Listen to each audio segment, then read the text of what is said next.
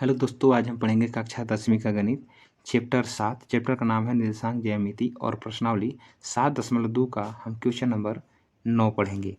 यहाँ पर question number 9 क्या कहता है कि बिंदुओं a -2,2 और b 2,8 को जोड़ने वाले रेखाखंड AB को 4 बराबर भागों में विभाजित करने वाले बिंदुओं के निर्देशांक ज्ञात कीजिए। ये आपका प्रश्न है, तो शुरू से अंत तक वीडियो में बने रहिए। यदि वीडियो आपको अच्छा लगता है तो एक लाइक कर दीजिए और चैनल पर पहली बार जुड़े हैं तो चैनल को सब्सक्राइब कर लीजिए और बेल आइकन को प्रेस कीजिए, जिससे क्या होगा कि जब भी हम वीडियो अपलोड करेंगे समय समय पर आपको नोटिफिकेशन मिलते रहेगा। तो चलिए क्वेश्चन नंबर हम 9 को स्टार्ट करते हैं। तो सबसे पहले देखिए, जान लेते हैं क्या कह रहा है कि बिंदुओं a -2,2 और b 2,8 को जोड़ने वाले रेखाखंड, यानी ए बी क्या है, ये रेखाखंड है। तो चलिए जैसे कि देख लेते हैं, ये रेखाखंड हो गया, ठीक है। और क्या है, ए बी है। तो चलिए हम ले लेते हैं कि यह ए है, इसका क्या है, बिंदु दिया हुआ -2,2 है, तो -2,2 ले लेते हैं। और बी कितना है, 2,8 है।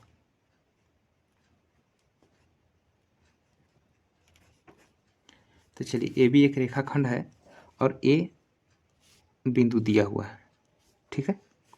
अब क्या है, जोड़ने वाले रेखाखंड, तो ये रेखाखंड हो गए। ए बी को 4 बराबर भाग में विभाजित करता है, यानी 4 बराबर भाग में आपको बांटना है ए बी को, ठीक है। तो कितना जगह बिंदु लगाना होगा, तो 3 जगह। जैसे देखिए, एक हुआ, 2 हो गया, अब ये 3 हो गया, ठीक है।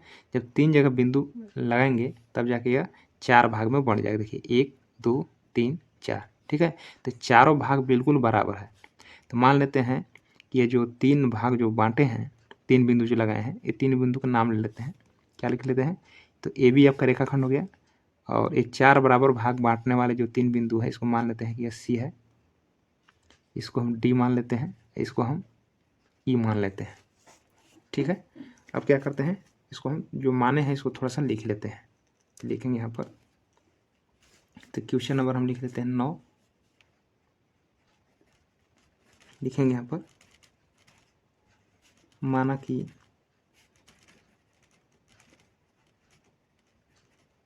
बिंदु ए और बी 2,8 को जोड़ने वाले रेखाखंड है ना,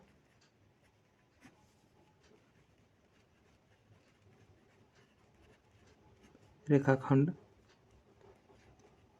ए बी को 4 बराबर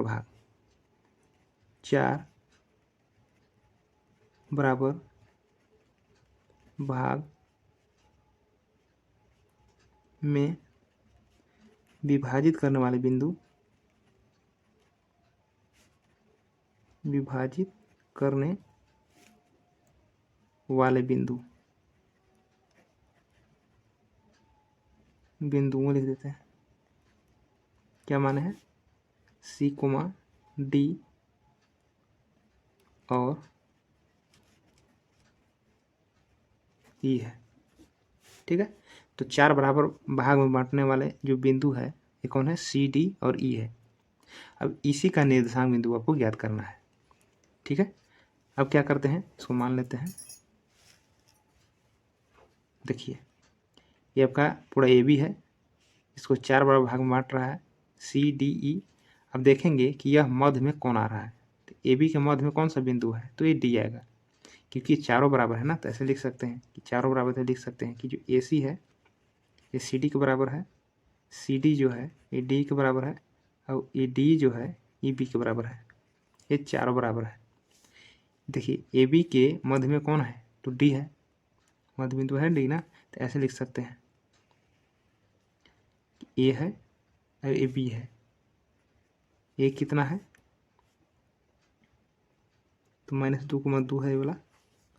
और बी कितना है, 2,8 है। इसके मध्य में कौन आ रहा है, तो ए डी आ रहा है, ए डी आ रहा है, ठीक है। अब डी को क्या करते हैं, मान लेते हैं कि यह x, y है, ठीक ना। अब इसको जानते हैं कि पहला वाला क्या होता है, x1 होता है, ये y1 होता है, ये x2 होता है, ये y2 होता है। अब यहाँ पर क्या करते हैं, D का निर्देशांक बिंदु निकाल लेते हैं, यानी मध्य बिंदु D के निर्देशांक लिख लेते हैं D x, y, ठीक है ना। तो ये मध्य बिंदु कैसे निकलेगा, यानी x का मान और y का मान कैसे निकलेगा, इसका फार्मूला बन जाता है x1 प्लस x2 बटे 2 कोमा y1 प्लस y2 बटे 2, ये आपका फार्मूला है। तो इस फार्मूला को बैठा देना है। x1 का मान कितना है तो -2 प्लस x2 का मान कितना है तो 2 बटे में 2 कोमा y1 का मान कितना है तो 2 प्लस y2 का मान कितना है तो 8 बटे में 2। फिर क्या कर लेते हैं, बना लेते हैं। तो जब प्लस माइनस घटेगा ना तो 0 आएगा, 2 में से 2 घट के 0 बटे 2, 8 2 10 बटे में 2। जब इसको हम काटेंगे तो 2 में से 2 से भाग लगाएंगे 0 में तो कितना आएगा 0 कोमा, और 2 से भाग लगाएंगे 10 में तो कितना आएगा 5। ये आपका क्या निकल गया, ये डी का मध्य बिंदु का निशान निकल गया, कितना 0,5। तो यहाँ पर लिख लेते हैं कितना आया, इसको लिख सकते हैं 0,5, ठीक ना। तो इस प्रकार से आंसर आ गया। अब आपको किसको निकालना है, सी के और ई के। देखिए अब जो सी जो है ये किसके मध्य में है, देखिए ध्यान से, सी जो है किसके मध्य में है, किसके बीच में है, तो ए और डी के बीच में है, ठीक ना।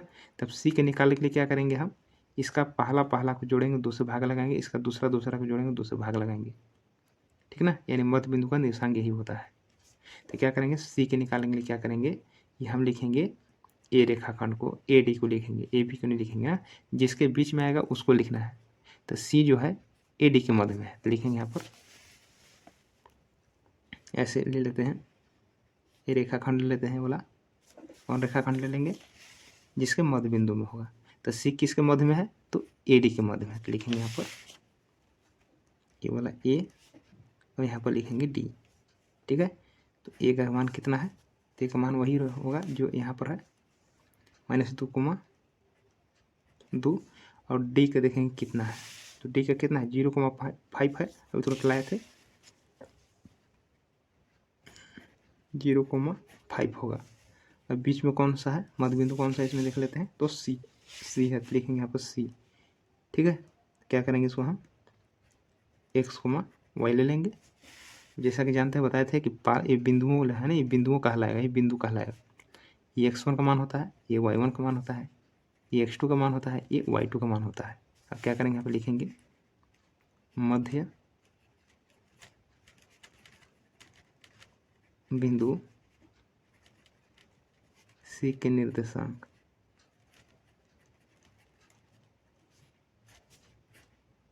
C x, y बराबर, तो फार्मूला यही होगा, ये वाला फार्मूला होगा x1 प्लस x2 बटे में 2। तो x1 का मान कितना है -2 प्लस x2 का मान कितना है 0, फार्मूला यही होगा x1 प्लस x2, x1 का मान होगा -2, x2 का मान होगा 0, बटे में 2 है तो बटे में 2 लगा लेंगे। फार्मूला है y1 प्लस y2 बटे 2, y1 का मान कितना है तो 2 और y2 का मान कितना है तो 5, बटे में क्या लगा लेंगे, तो -2 और 0 जोड़ेंगे, मैंने माइनस प्लस घटेगा ना, तो -2 में से 0 घटेगा तो -2 होगा, बटे में 2 हो जाएगा, और 5 2 कितना हो गया 7, बटे में क्या होगा 2, ठीक है, बराबर 2 में से 2 से 2 में भाग लेंगे कितना होगा, तो -1 और 7/2 वैसा ही रह जाएगा। ये किसका निकल गया, तो मध्य बिंदु ये सी का निर्देशांक निकल गया, कितना -1, 7/2, ये आपका क्या बन गया आंसर।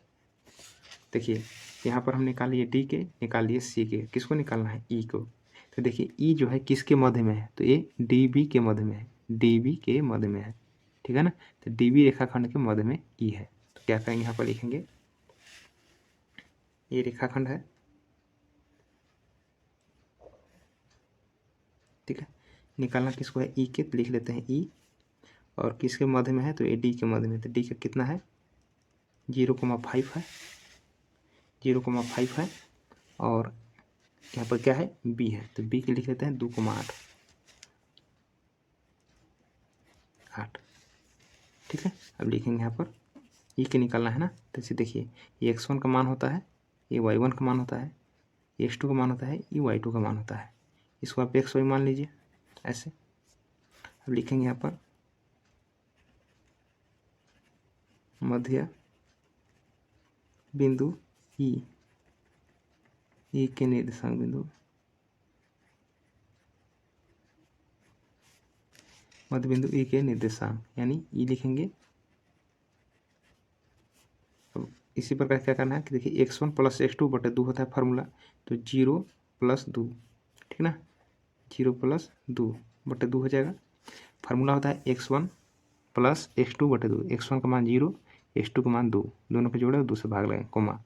दूसरा फार्मूला होता है y बराबर y1 + y2 बटे 2, तो y1 का मान कितना है 5 और y2 का मान कितना है तो 8, दोनों को जोड़ेंगे और 2 से भाग लगा लेंगे, ठीक है, बराबर जोड़ेंगे 2 और 0 जोड़ेंगे तो कितना होगा 2 बटे में 2 कोमा 8 5 13,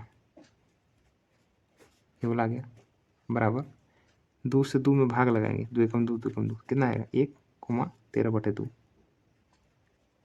ये बन गया आंसर, ठीक है।